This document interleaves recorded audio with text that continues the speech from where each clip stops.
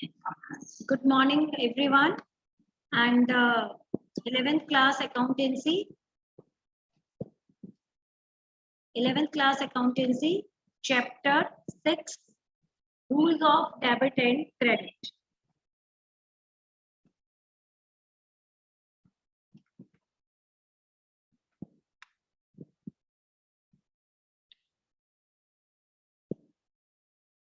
Chapter 6,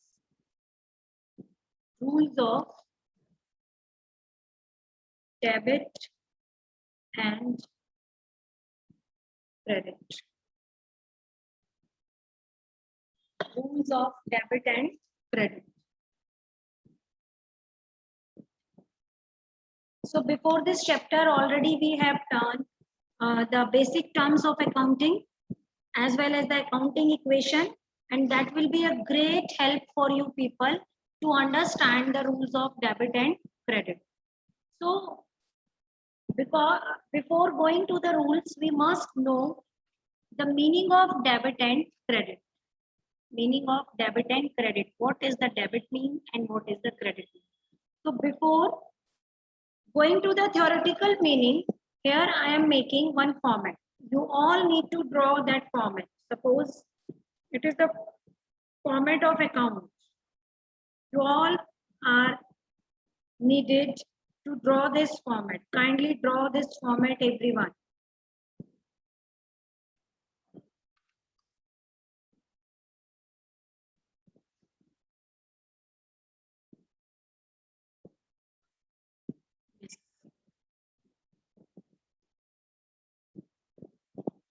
Write your date. You all are supposed to draw the format. Please don't sit vacant and do the writing work simultaneously. Date, particular,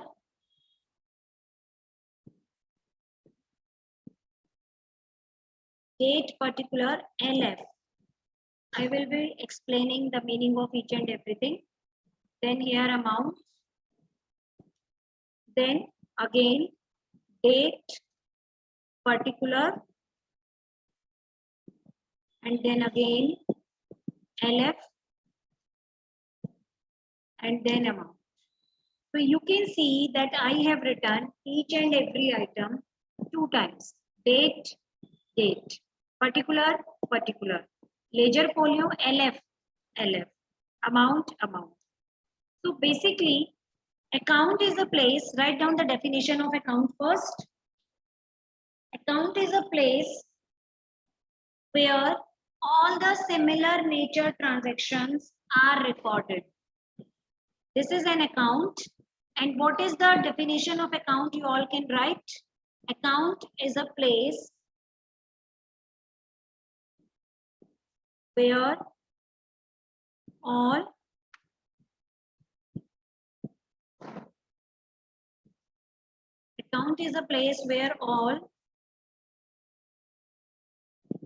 similar nature transactions are recorded. Account is a place where all similar nature transactions are recorded under a particular head in chronological order.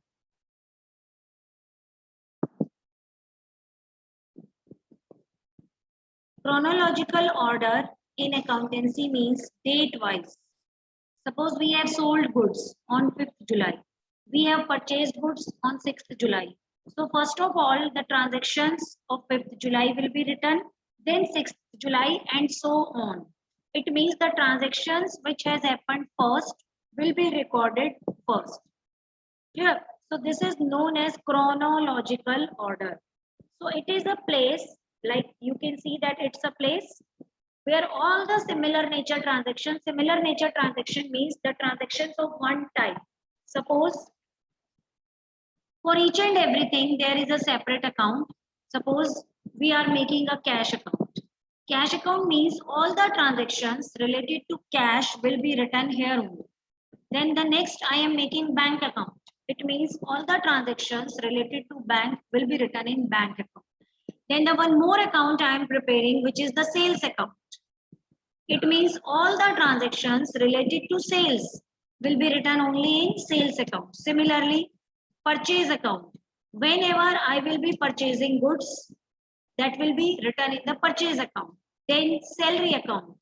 It means whenever I will be making payment of salary to anyone, then that must be recorded in salary account. It means for each and every transaction, for each and every item, there is one account. Clear? And what is account? Account is a place where similar nature transactions are recorded. Why I am telling you similar nature? Similar nature means the transactions related to cash will be recorded in cash account only. Transactions related to sales will be recorded only in the sales account. Related to purchase will be recorded in purchase account. It will never happen that in sales account we are writing the purchase transaction, or in purchase account I am writing the salary. Like, you can take the example like we are having different subjects, and in each subject we are studying only that particular subject. Suppose this is the accountancy period and we are studying only accountancy, and all those students who have accounts are here. The students who are not having accounts, in place of accounts, if they are having Hindi, they are attending the Hindi class. So all the similar nature means of same time, the same type. So similarly, cash account is prepared to record on the cash transaction. Bank account is prepared to record all the bank transactions. Sales to record all the sales. Purchase to record all the purchase. Recorded under a particular head. What is the particular head?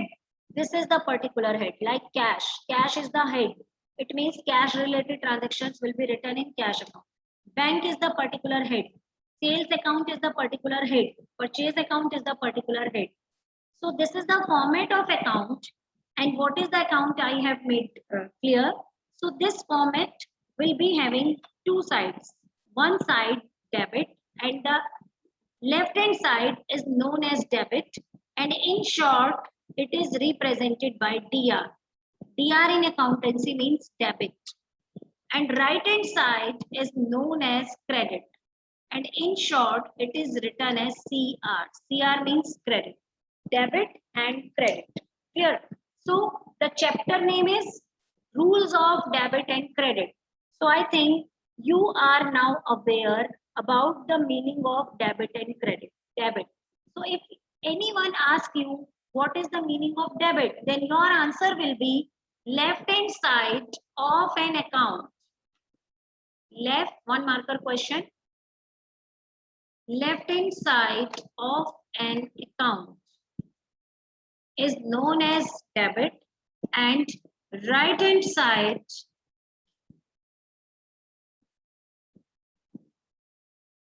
of an account is known as credit. Clear?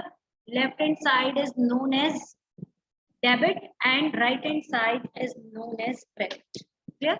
Here we will be writing the date of transaction on which the transaction happens, date. And in particular, we will be writing the name of account.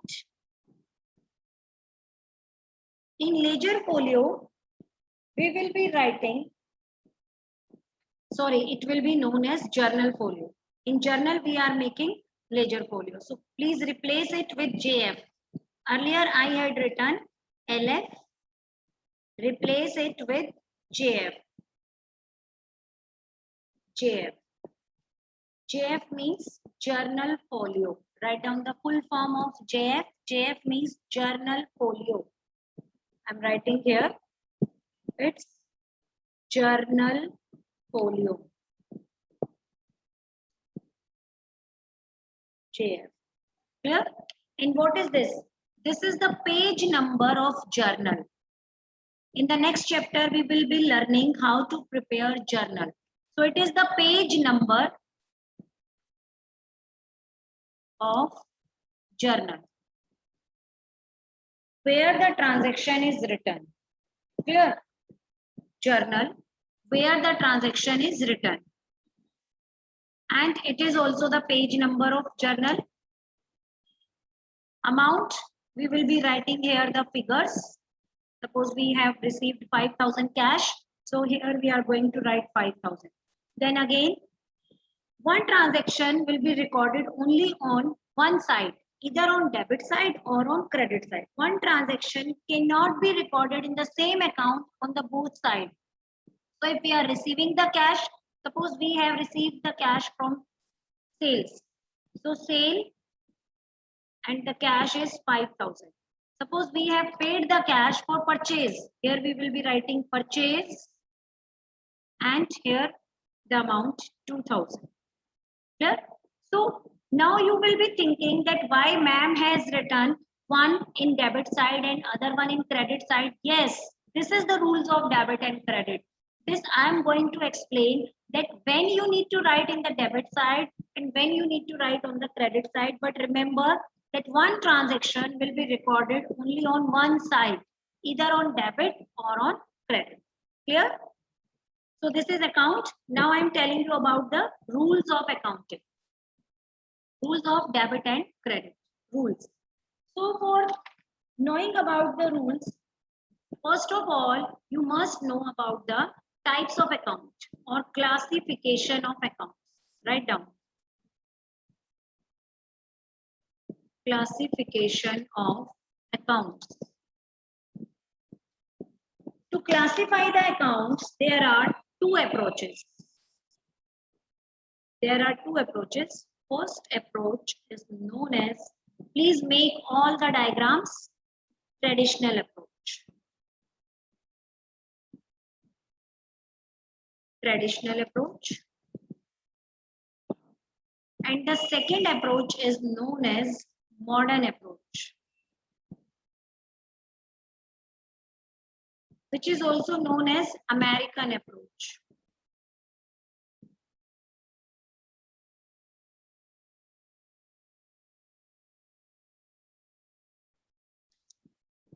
So under traditional approach, accounts are classified in three categories.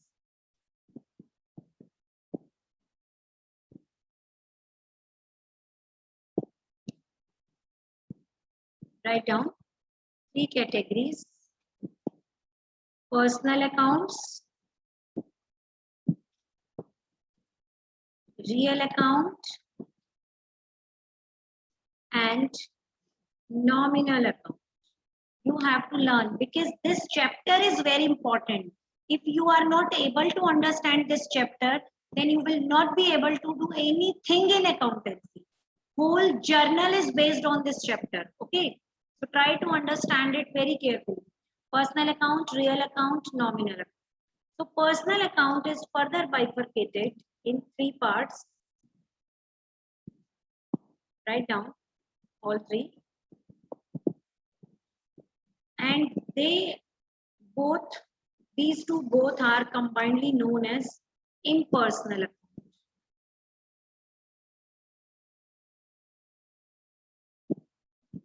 Real account and nominal account, also known as impersonal account. So first is the representative personal account.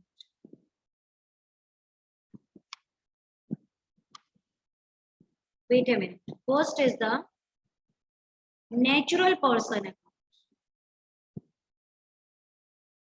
Natural personal account. Natural personal account. Second is artificial personal account.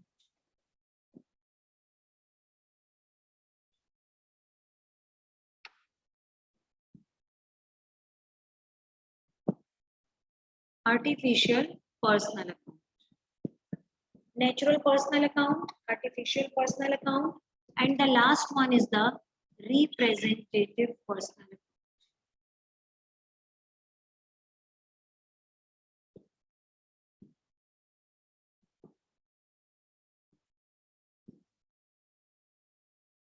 Representative personal account. So now this is the classification of account as per traditional approach. Remember this thing? We are doing today only the traditional approach. We will be talking about modern approach tomorrow. Clear? So in traditional approach, accounts are classified basically in three categories: personal account, real account, and nominal account. Clear? So personal account is further related to three categories, further classified in three categories: natural personal account, artificial personal account, and representative personal account. Personal account means, write down, all those accounts which are related to a person. It means the accounts in which name is involved, like Ram, Sham, Mohan, Geeta, Radha. St. Lawrence Public School, it is also a name. So the account which involve all the names is known as personal account. Here, all the names is known as personal account. The account which involves all the names known as personal account. So natural person means the persons which are created by God, like Ram, Sham, Mohan, Radha, Sita. आप लोगों के भी अपने नाम हैं. So you people are created by God. So your account will be known as natural person account. Artificial personal account will involve all those accounts which are not created by God. They are created by law. These are created by God. These are created by law. Like companies, name of companies: Reliance, Tata, Wipro, Nokia, Samsung.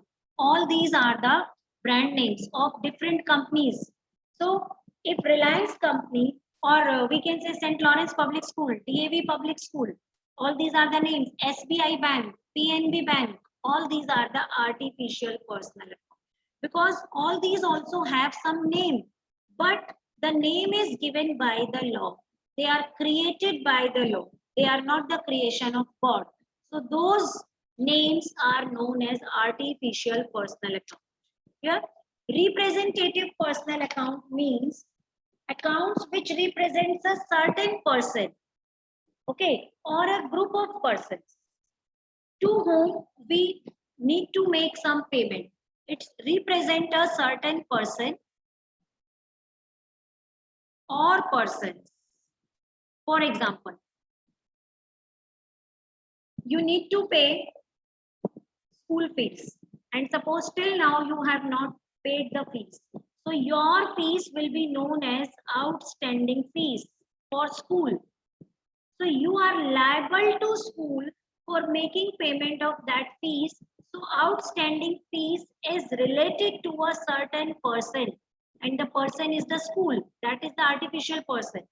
So whenever prefix is added or any suffix is added, like outstanding fees, prepaid rent.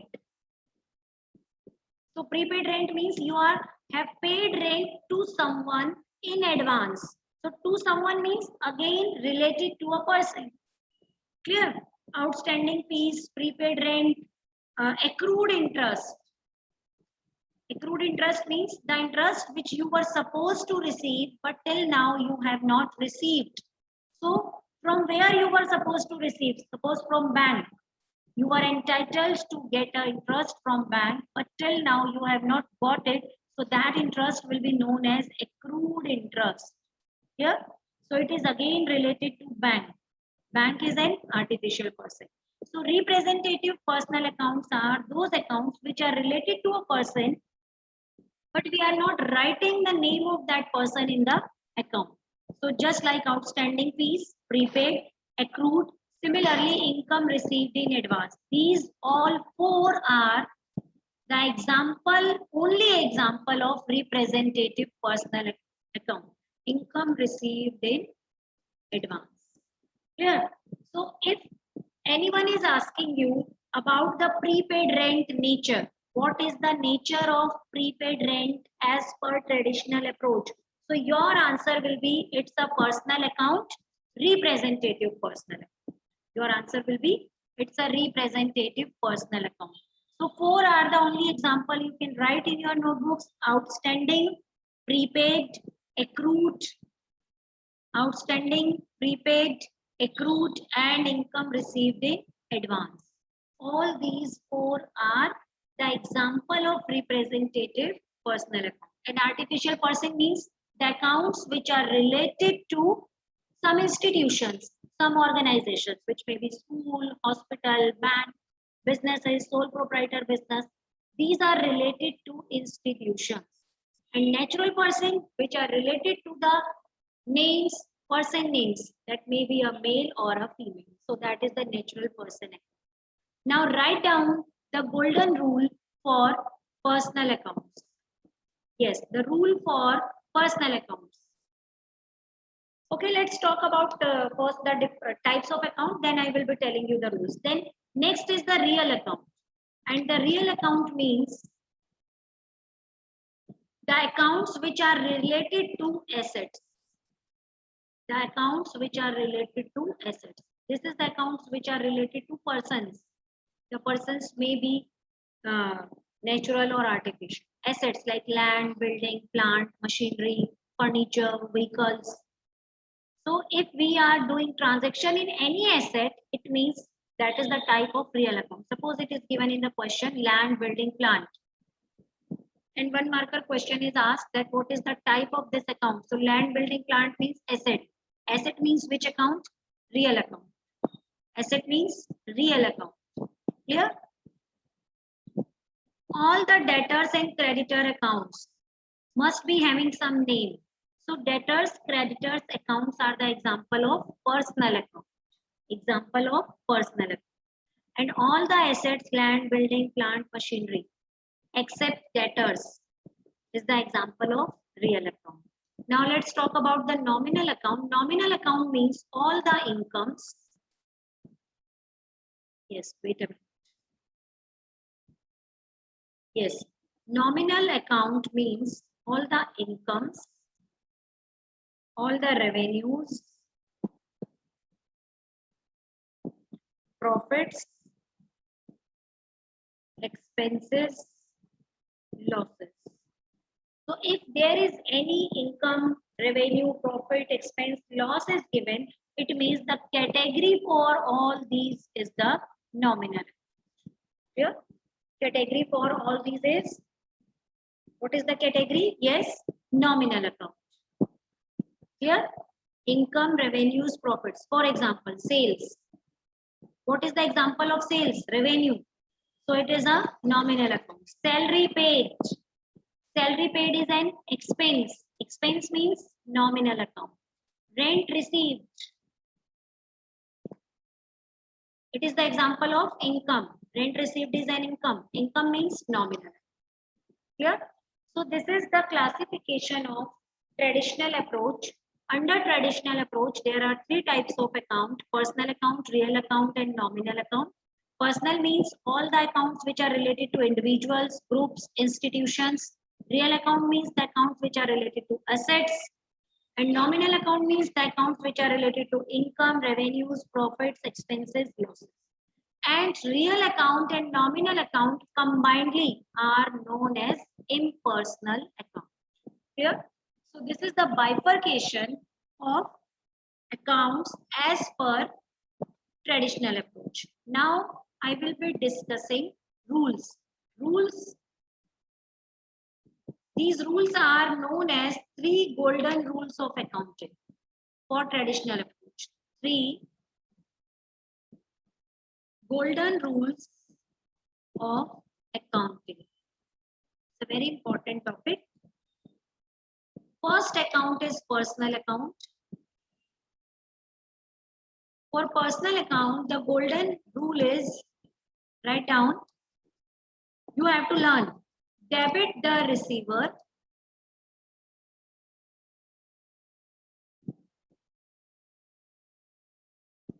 and credit the giver. This is the rule for personal account.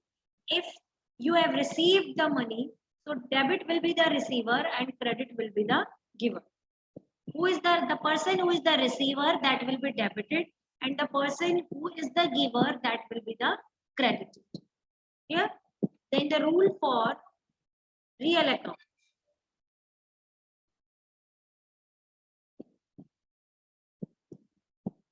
Real account. Write down, debit what comes in. comes in and credit what goes out.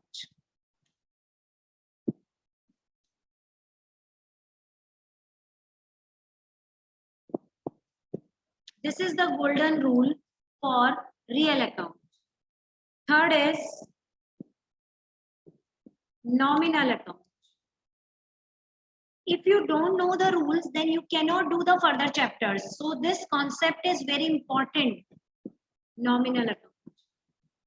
The rule for nominal account is debit all expenses and losses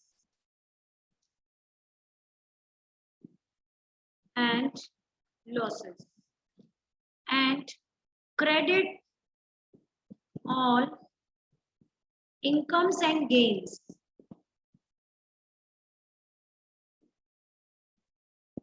Yes. These three are known as golden rules of accounting. Personal account, debit the receiver and credit the giver. For real account, debit what comes in and credit what goes out. And in nominal account, debit all expenses and losses, credit all incomes and gains. For example, you have paid salary. Salary paid. So first of all, you have to identify that what will be affecting by paying the salary. Salary and cash. These two accounts will be affected. Salary and cash. So what is the nature of salary? Salary is an expense. And what is the nature of cash? Cash is an asset. So now try to follow the rules. Expenses are always debited. Yes, expenses are always debited. So salary here will be debited. And cash is an asset. Now you have to try to understand that whether the cash is coming in or going out. When we are making payment of salary, then cash is going out. So cash will be credited. So every transaction in accounts will be having two-sided effect. Every transaction. This is a transaction. Salary paid. This is a transaction. Rent received. Again, it is a transaction. Goods sold. Again, it's a transaction. So every transaction will be affecting at least two accounts. In accounting equation also we have done this. At least two accounts. Clear? So one account will be debited and the other account will be credited. If you have find out that the salary account is debited, then it is understood that the cash must be credited. So similarly, in different transactions, we have to apply these three golden rules. And there is a chapter named journal. Just after this chapter, we will be starting that chapter. We will be doing these rules in detail there. Okay. So there we will be doing the rules of accounting. So here I have explained just theoretically. In journal, we will be applying these rules numerically, practically. Clear? So let's recall what we have done today. Yes. First thing we have done, the classification of accounts.